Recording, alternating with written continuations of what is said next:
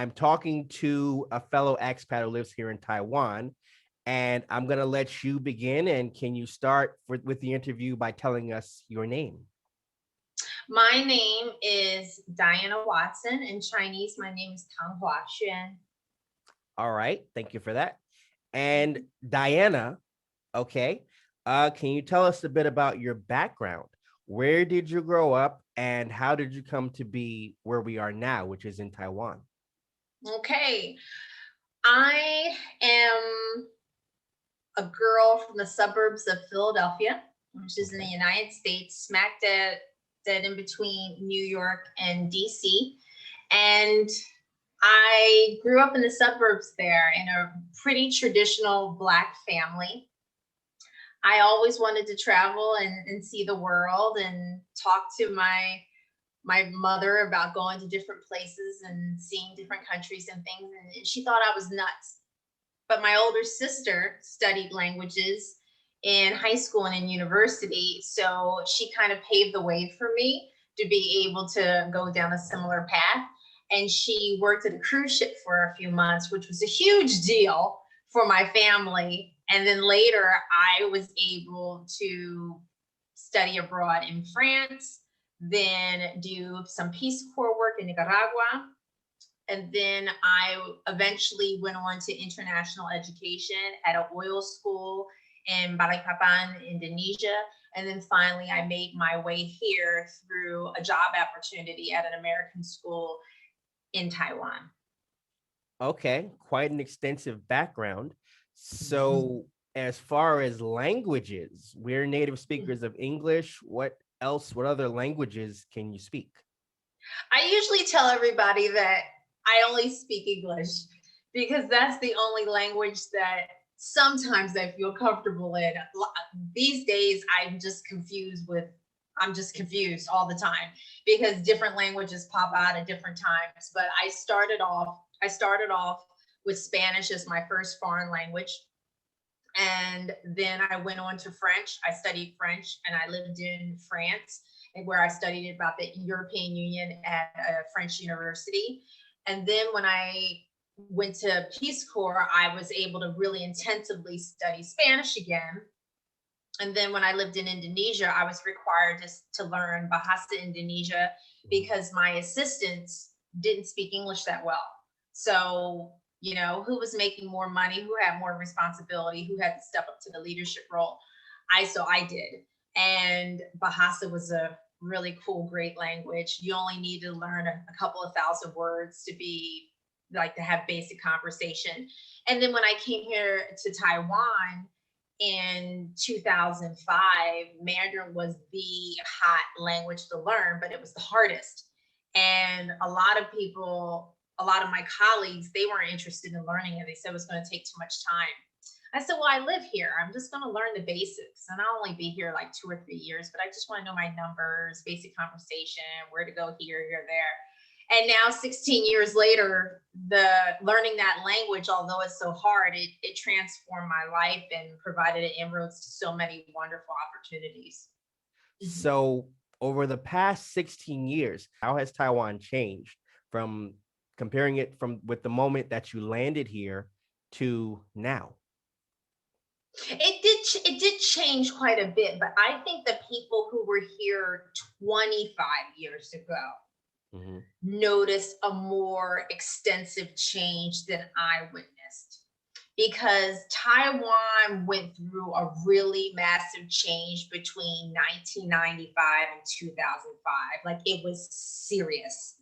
And then once it was around the 2005 when I came, there were still a lot of changes going on, but it wasn't as drastic as that 10-year period. So some of the changes that I've experienced though, for example, these are some funny things.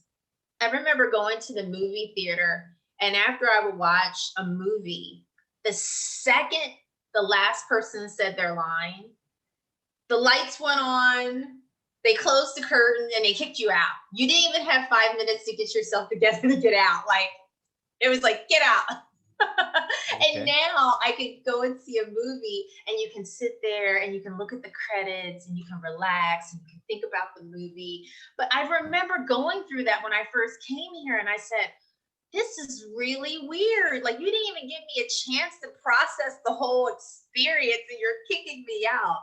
So that was one funny thing that has changed in the 16 years that I've been here. Another thing that has changed pretty remarkably is the number of scooters that emit dirty, cloudy, polluted smoke. It has dropped drastically in the 16 years I've been here. And I that was like a huge deal for me. Like, all of a sudden one day I'm like, wow, I haven't been seeing a lot of old smoky scooters anymore. Like, where did they go? What happened? It changed. They're gone. Like, the country has progressed and over the years with so many things. And and the technology. I mean, we live in Asia.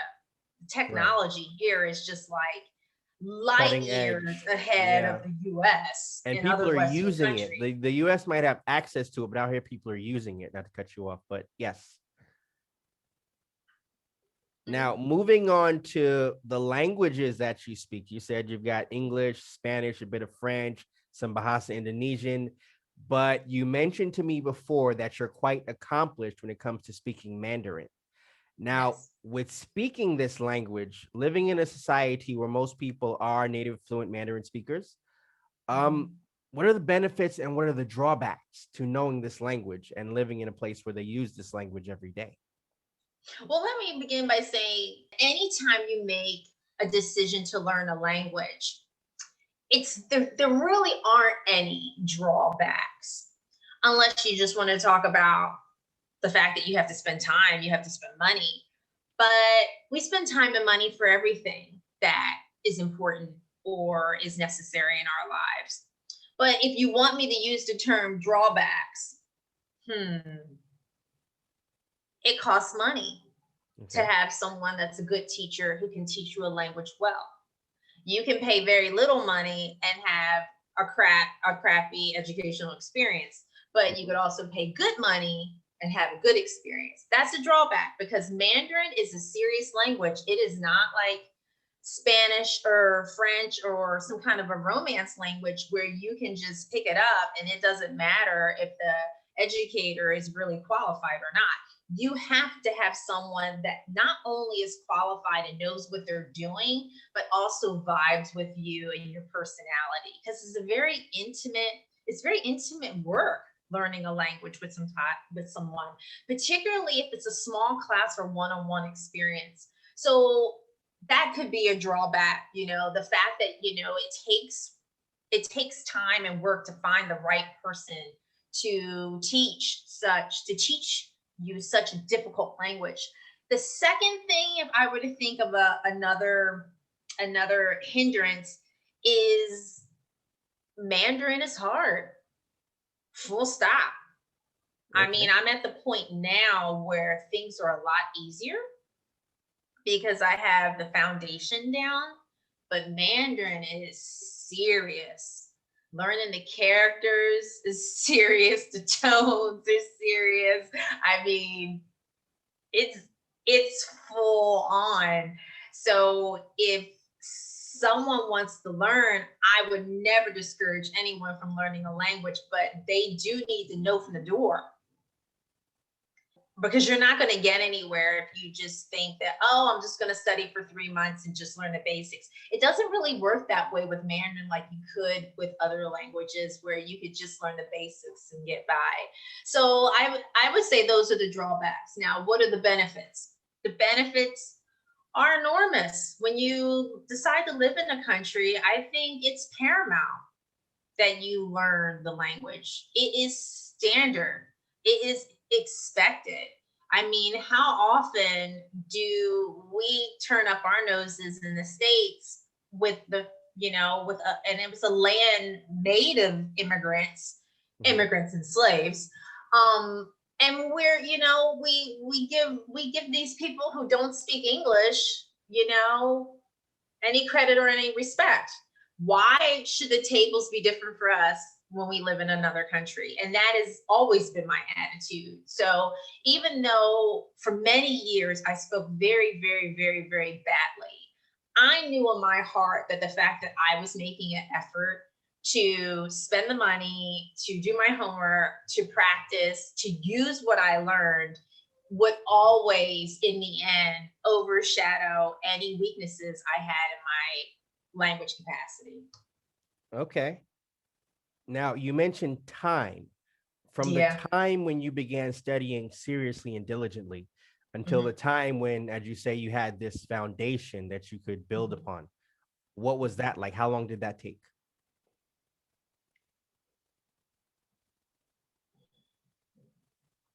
That's a hard question. Okay. Right. Guesstimate, couple of years, or because you undertook the decision to say, okay, I'm going to do this. I'm going to take on this language. I'm going to be able to speak it. And from that moment, can you pinpoint that moment? And then can you pinpoint another moment on the timeline when it was like, yeah, I can get by. I can communicate effectively. Can you kind of gauge that, or is it like it just You want happened? to know why that's a tough question? Do Because tell. every time I thought that I was, I look back and realize that I wasn't. And I've had the same experience being a speaker of Mandarin because the nature of this language is that I had the experience in China.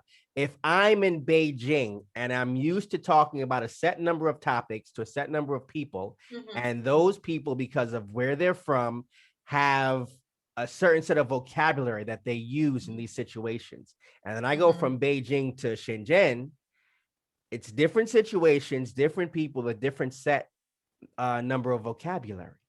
Mhm. So now I'm talking about things that should be familiar to me, but I don't understand what they're saying. And Mhm. that's what I found was difficult and what was daunting, or something that would make you lose confidence in your ability as a Mandarin speaker. When you think you've got it, you realize that there's a different set of vocabulary to use in the same situation.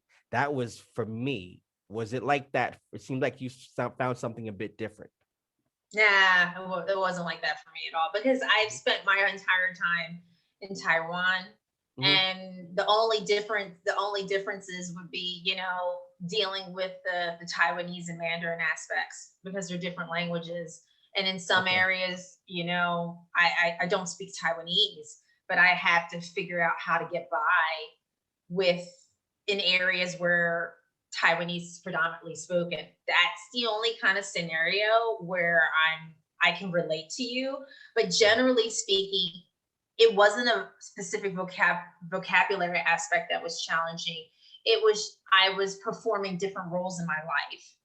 So at Okay. one point, I was at the American school and I was taking courses in the evenings and I wasn't getting anywhere. So then I finished my contract and I studied at Jingyi Daxue, Providence University in central Taiwan. And I was very serious. I had a tutor, one of my friends, one of my girlfriends that I know here. She came and she tutored me. She was very strict. She was very good. Then I had classes every day, 5 days a week. And I was thinking, wow, I really have a lot of this foundation down. So then I joined Toastmasters and I had plans on delivering really baby easy speeches in Mandarin. And I wasn't able to do it. Like it was just too hard, too overwhelming for me. I wasn't able to do it. In the beginning, everyone was nice and clapped and said they could understand me. But by the second or third speech, you know, my mentor came and said, now, like, maybe you need to stick with English for now. So then I did, and I started using my Mandarin for just basic conversation in the street with people, and using it with friends and making Taiwanese friends and mixing the Chinese with the English. And I look back on that experience and I was just like, wow, I really wasn't that good. And then the leadership work that I did in Toastmasters, even though it was predominantly in English, as years went on, it required me to use more and more and more Mandarin. Mhm. So then the way I needed to use the language changed. It was for leadership work.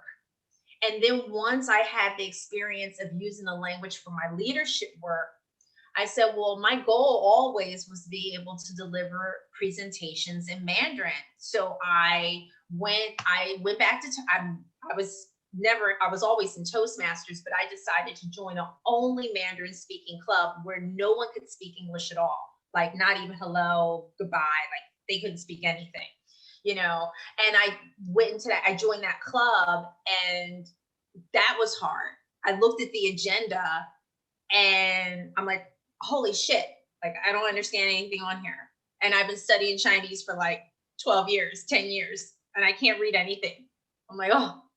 And you know, I had my phone out like every 2 seconds looking at every single word, every single word. So then I look back and I'm like, wow, I thought my Mandarin was so good a few years back. And here I'm put in this new situation where I'm like, wow, my reading skills really aren't that good. And then, you know, giving presentations in front of audiences, and your tones have to be exactly on point and everything has to be exactly right, or they don't understand what you're saying. So, you know, it's one thing having a conversation one on one in a leadership position, trying to explain to somebody how they can improve, you know, their role as a president, or doing different things with other members privately, because there's lots of opportunity for you to be able to adjust what you're saying and using different kinds of words. But when you're on stage in front of people staring at you and you're giving a speech, you can't make mistakes. You have to practice, you have to write the script, you have to practice, and you have to be able to deliver it right, or else all the eyes will go on you and be like, huh, what are you talking about? Okay, so you just mentioned Toastmasters, and this is Yes. through you that I learned about this. You're somewhat famous in Taiwan, if I'm correct. Is that your brainchild? Is that something that you created? No, Toastmasters is an organization that was started, I believe, in 1928 in California by Ralph Smetley. And it's Okay. a communication and leadership organization that helps people build up their leadership skills using communication. And I heard about it through a friend of mine. And she said, and she was in the States, and she said, I'm sure they probably have clubs in Taiwan. And I remember looking through a Compass magazine at Starbucks one day, and there happened to be a club with a meeting location right near where I lived that night. And I went and I visited a club that night. So in Taiwan, we've had Toastmasters here since about 1940.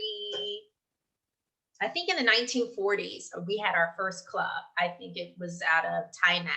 And we Okay. have Japanese clubs, Hakka, Taiwanese, English, and Mandarin. Okay. So Uh, no, I did not start it.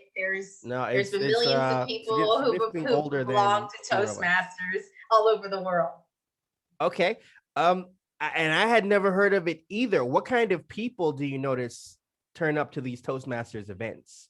They Is there generally are people who are interested in improving themselves, and are interested in discovering who they really are, what their core message is, and using the skills that they're learning in a safe environment to propel them to have greater, amazing career opportunities.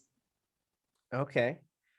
All right. Okay. And Warren when did Buffett tells everybody you should join Toastmasters, and he's okay. a billionaire. Okay, so that makes sense if he says it. Definitely. Yeah, yeah. That's one of his main things. You know, everyone should learn how to be an effective public speaker. And if you want to learn, the cheap and best way is Toastmasters. He said Okay. that. All Mhm. right. Thank you for that insight. Now, Yeah. okay, so Toastmasters is not your platform. Your No, platform is that called Speaking Seed. my platform is Speaking Seed, but Toastmasters helped me Hmm. to develop my company Speaking Seed, Right. which focuses, in the beginning it focused on foreign language public speaking, because I was helping Taiwanese people share their messages in English. And then when it was time for me to learn how to do it in Mandarin, no one could help me. There was no resources available. The only resources I had were Toastmasters resources where they teach you how to make different types of speeches, but it wasn't they weren't able to really provide the baby steps that I needed. They Okay. were very, it was the curriculum was designed in 1920s for native English speakers in the United States. It wasn't designed necessarily for people who were using it as a second, third, or fourth language. Mhm. So I used myself as a guinea pig and designed my own program. And I was able to make speeches and get better and better and then compete in Toastmasters competitions. And then I eventually won. And those are my books that I wrote. Now, let me One see. is in English, The Speaking The Seed, speaking seed. Okay. and this is in And it's in Mandarin. Chinese, Mandarin. Okay. 哎，对，对啊，Okay. All 演 right. 讲宗旨，演 Can 讲宗 I'm not sure if you explained it already, but if you could just elaborate a bit more, how does it work? Speaking seed. Basically, with speaking seed, it's not how it works. It's how to be able to learn how to make speeches Mhm. in a very, very basic, easy way, step by step. So, for example, if I, it's basically a way, it's a belief. Let me see. Let me articulate this better. Mhm.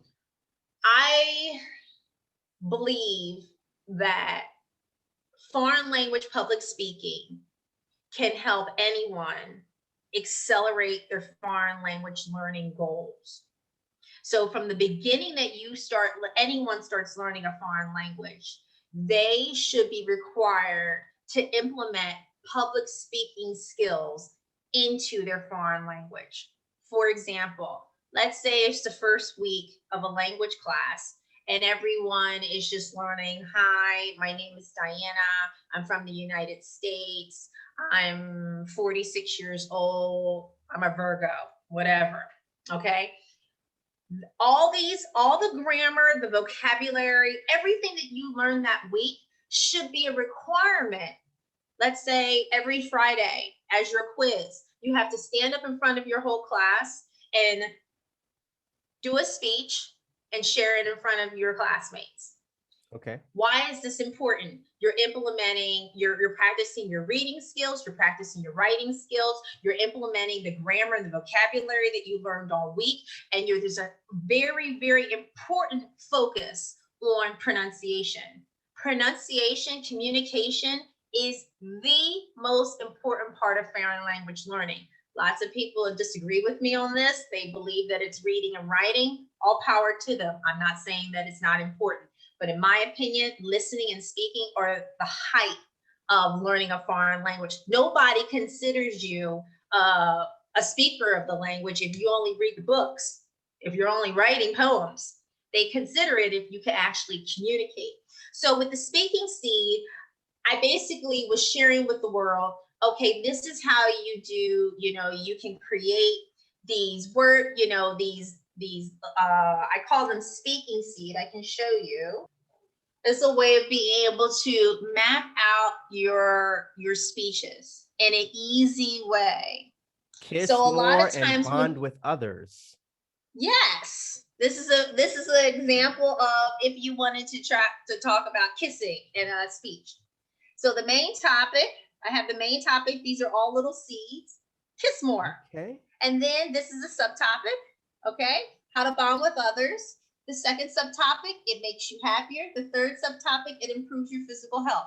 We learned a lot of these things when we practiced the 5-paragraph writing, okay? With introduction, conclusion, and 3 body paragraphs. But then here, each subtopic has to have details. Okay. So let's say, for example, you're making a speech. You don't know what you want to write about. Your ideas are all jumbled together. The most important thing is organization. Okay. So then you create this graphic organizer where you can organize your ideas. So let's say, these are some of the words. You can learn some of these vocabulary words in your class. Then you practice your writing and your grammar when you write your actual script. And then when you're memorizing, you're delivering it to your peers, you're building the confidence that you need to communicate and you're focusing on the pronunciation. How Okay. often do we just repeat what our teacher says in a language class? Especially in Asian curriculum. Yeah, rote memory is the most important thing.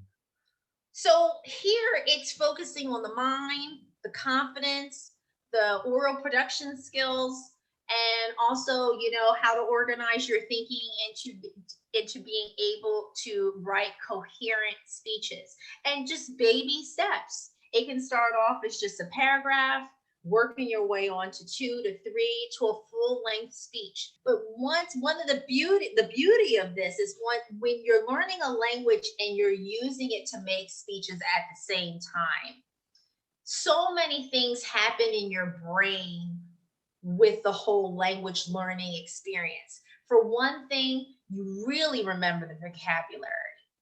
You really remember the grammar because you didn't just learn the grammar with the teacher in a worksheet inside of a workbook.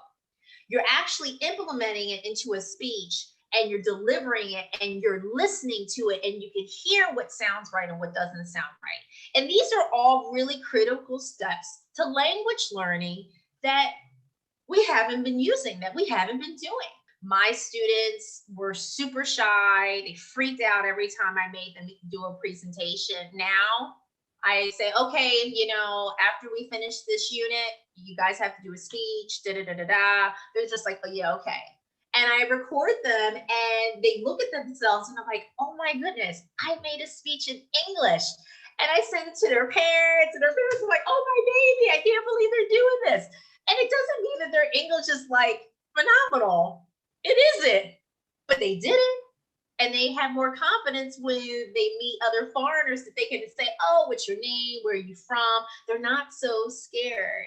So that is one of the reasons why I was able to win my title. It wasn't because my Chinese was better than local Taiwanese people. No way. But I had the confidence. I had the confidence like it was. And I think that's one of the reasons why I won. Okay. All right. When did you start Speaking Seed? When did you launch this platform? 5 years ago, but as you say, platform doesn't really begin until you have a website up and ready. And Okay.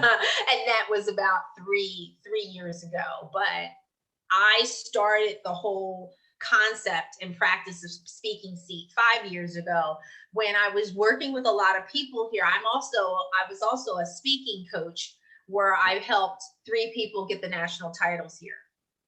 Okay. And National how speaking title. has your excuse me your the work that you've done, you being a speaking coach, the books you've written, how have they been received by people in Taiwan and globally? Can you measure or gauge that? Well, my newest book, called The Lead, where I wrote a chapter on cross cultural leadership, this was the #1 book in leadership in the UK. And I'm really proud of that. How And I've many books had, do you have? How many books have you written? I, I just these 3 right now. Okay. I'm All right. working on a Okay. fourth. I'm working on my fourth. Yeah. Okay.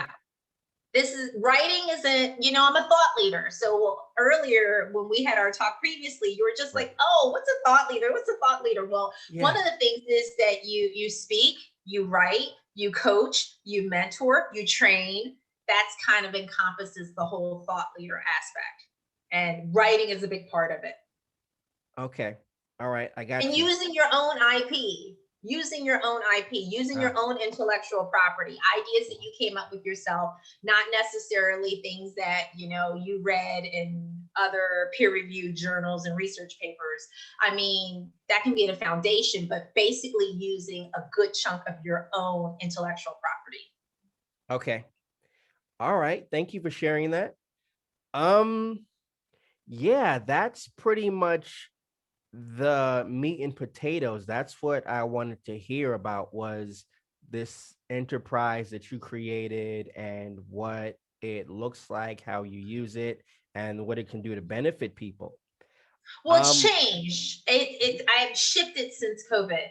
So right. now I focus, it's still called the speaking seed, but I focus on my name, Hmm. and I work with American businesses, mainly American businesses that want to do work in Taiwan, and I help them understand Taiwan culture and communication, a lot of the contextual issues that are involved with communicating and doing work with Taiwanese people. That's a lot of what I do now because of COVID, and things have changed and not so many people are interested in public speaking, even though Zoom is still a big chunk, it's still public speaking, but things, all of us had to just kind of go through an adjustment with our businesses and our lives with COVID, and just kind of shift what was needed.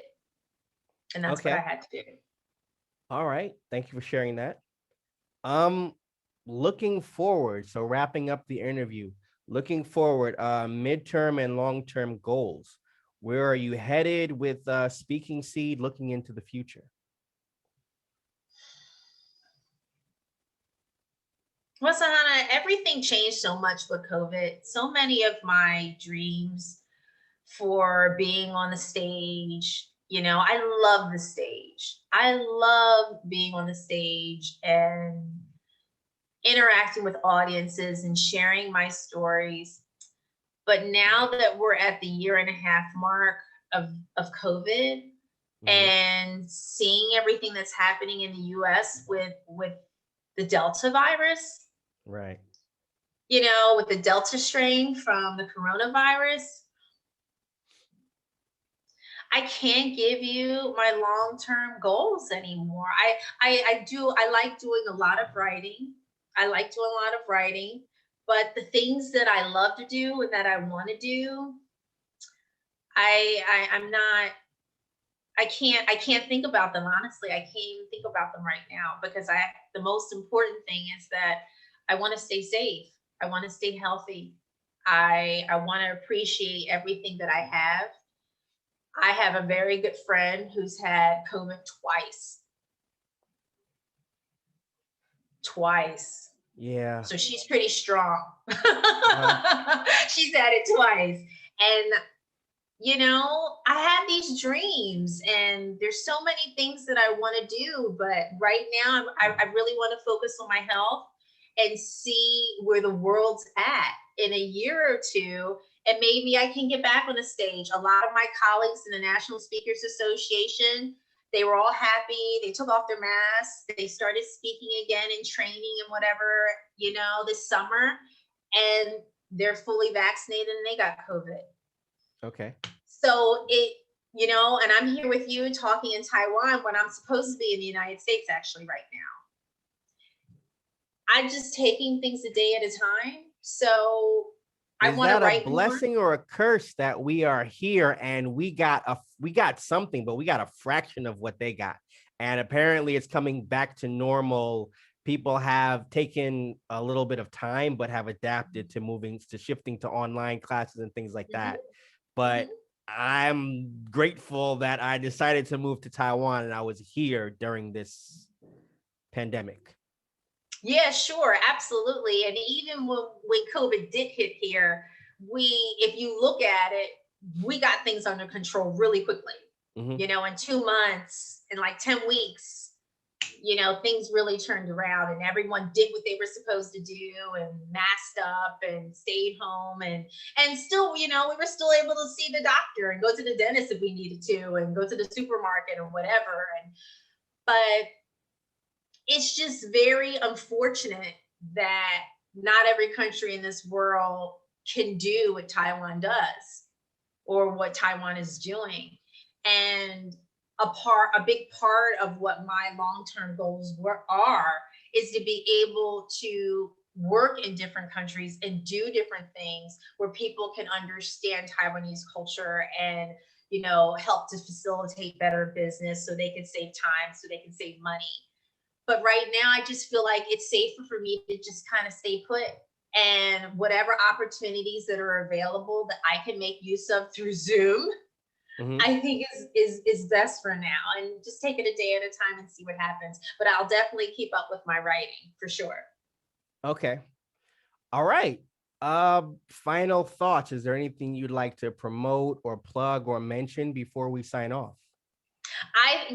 Please, if anyone's interested in cross cultural leadership, cultural immersion, or if you have any questions about foreign language, public speaking, please, or anything related to Taiwan culture, learning Mandarin, what it's like to be a Black woman living in Taiwan, you can check out my personal website. I just closed my Speaking Seat website a couple of days ago, and I Oh, started my new website, which is dianawatson.net. It gives you a basics of who I am, where I'm from, why I do what I do. And you can also check me out on Insta. I'm on Speaking Seed, Insta, Facebook. You can find me under Speaking Seed. And I don't post that much on Twitter, so don't look for me on Twitter. I'm also on LinkedIn, Watson okay. Diane on LinkedIn. So I hope to hear from some of your fans. Okay. You most certainly will.